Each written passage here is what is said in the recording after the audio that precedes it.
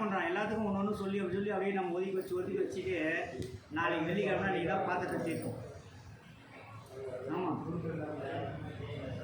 தினந்தோறும் பூசை பொருளை தேய்ச்சி அழகாக விளக்கேற்றணும். அதுவே சாமி ஆட்சிக்கிறது தான். இவங்களை தீட்டுன்றது கிடையாது. ஒரே ஒரு தீட்டு என்ன தெரியுமா? நீங்கள் துரோகம் பண்ணுறது மட்டும்தான். அடியன்னு சொல்ல, அருளாளர்கள் தான் சொல்கிறாங்க. ஏதோ ஒரு விதத்தில் ஏதோ ஒன்று பண்ணுறோனாக்கா அது மட்டும்தான் தீட்டு.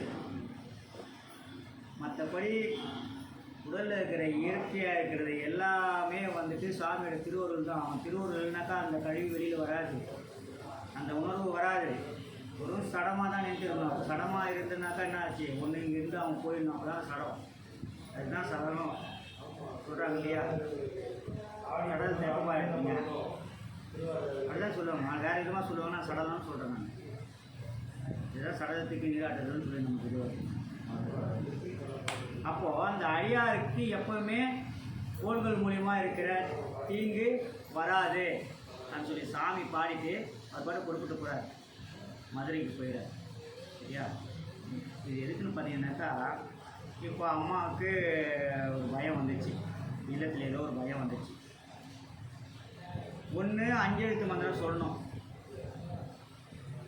சொல்ல முடியல. அதுவும் சொல்கிறதுக்கு அப்புறமே எனக்கு அந்த பயம் போகல. பதிகம் பாடிடணும்.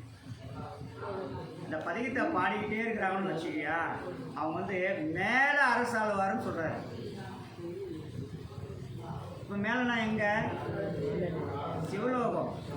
அங்கேயும் நமக்கு எப்படி பார்த்தா சிம்மாசனத்தோடு அரசாடலாம். நம்ம சாமியை பிடிச்சிட்டு போனால் அங்கே நமக்கு சிம்மாசனம், அதுதான் அழியா வீடு. அதுக்கு பேர் தான் வீடு பேர். அதுக்கு பேர் தான் வீடு பேர். அந்த வீடு பேருக்கு அந்த வீடு வாங்கினதுக்காக தான் இரவு நம்ம கஷ்டமாகப்படுறான். என்ன சொல்கிறேன்?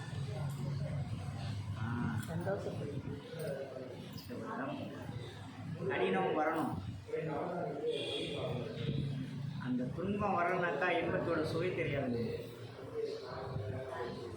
எப்படி? அந்த துன்பம் வரணும்னா இன்பத்தோட சுவை தெரியாது. சரியா? அப்போ அது என்னன்னே ஒரு பொருள், அது என்னன்றதே தெரியாமல் போயிடும் இல்லையா? கசப்புன்னு ஒன்று இருந்து நம்ம நாக்கில் வச்சதுக்கப்புறம் ஒரு இனிப்பு தேனை வச்சோம்னா தான் இது வந்துட்டு ஒரு சுவையை இருக்கிறது, அது ஒரு சுவையை தெரியுது இல்லையா? அப்போ அது இனிப்பாக இருக்கும்போது அது நம்ம நற்பயனாக எடுத்துக்கிறோம். இந்த கசப்புன்னும் போது என்ன பண்ணுறோம்? முகம் சுழிச்சிடும். ஆனால் அந்த கசப்பை நீ முகம் சுழிக்காமல் ஏற்றுக்கிட்டுன்னு வச்சிக்கியா, அதுவும் இனிக்கும். கண்டிப்பாக இனிக்கும். எனக்கு வந்து மஞ்சள் காமால் முதல் நாள் கீழாநெல்லி சாப்பிடும்போது கசக்கும், 2ஆவது நாள் சாப்பிடும்போது லைட்டாக கசக்கும்னா அதனால எனக்கு சரிவசாக இயல்பாயிடும். அந்த கீழாநெல்லி எனக்கு இயல்பாயிடும். இதுதான் சுவை. இதுதான் நம்ம சுவைச்சிட்டு இருக்கிறோம். சுவைக்க நம்ம கடையத்தை கொடுத்துட்டே இருப்போம். கொஞ்சம் கொஞ்சமாக கொடுப்பான். ஆனால் அது வினையை கழிக்கிறதுக்கான இதுவும் நமக்குள்ளேயே கொடுத்துருவோம் நம்ம சாமி. நமக்கு மட்டும், சாமியை பிடிச்சவங்களுக்கு மட்டும்.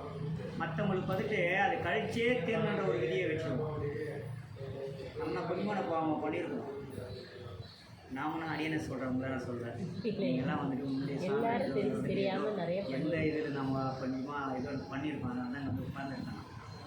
சரிங்களா? அதனால் ஒரு இல்லத்தில் இடர் நீக்குது. அந்த இடர் நீக்கிறதுக்காக சாமி திருவள்ளுவர் இன்றைக்கி கூட்டினாரு. நம்ம இல்லத்துலேயும் அந்த இடர் நீங்கும்.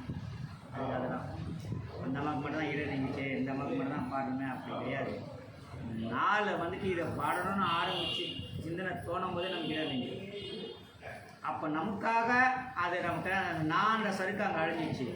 பிறருக்காக பாடுறோம். இதெல்லாம் பிறருக்காக. நமக்காக ஒரு பொழுது நினச்சி கூட பார்க்காதீங்க. ஏன்னா நமக்குள்ள சாமி இருக்காது. நாம ஏன் நமக்காக பாடிக்கணும்? பிறருக்காக பாடும்போது சாமி இங்கே வந்து உட்காந்துதானே பாட முடியும். நம்மளுக்கு சொல்லியிருப்பேன், யாருக்காவது வாழ்த்தும் போதோ ஏதாவது பண்ணும்போதோ ஒரு பதிகம் பாட சொல்லியிருக்கோம். என்ன பதிகம் சொல்ல மாட்டோம்? அது நீ வாழ்த்துறதுக்கு, அவனை வாழ்த்ததுக்கு முன்னாடி உனக்குள்ளே இருக்கிற சாமியை எழுந்து வரல பண்ணணும். இன்றைக்கி சொல்கிறேன், இது நல்லா கடைப்பிடிச்சிங்க. திருவாசகத்தில் ஈசன் அடி போற்றி எந்த அடி போற்றி, சரியா? அருமையாக இருக்கும். ஈசனடி போற்றி எந்த அடி போற்றி, தேசனடி போற்றி சிவன் சேவடி போற்றி,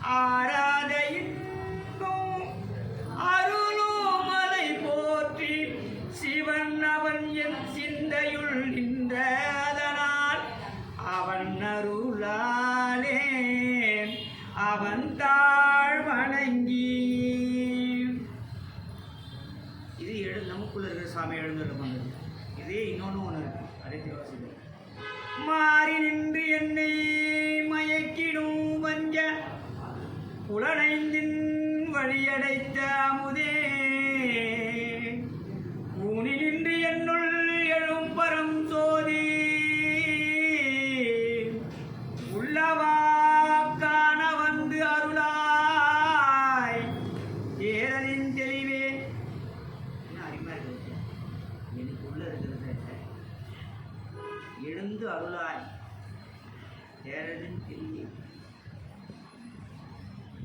இந்த இன்பமே என்னுடைய அன்பே அது எங்க இருக்கு?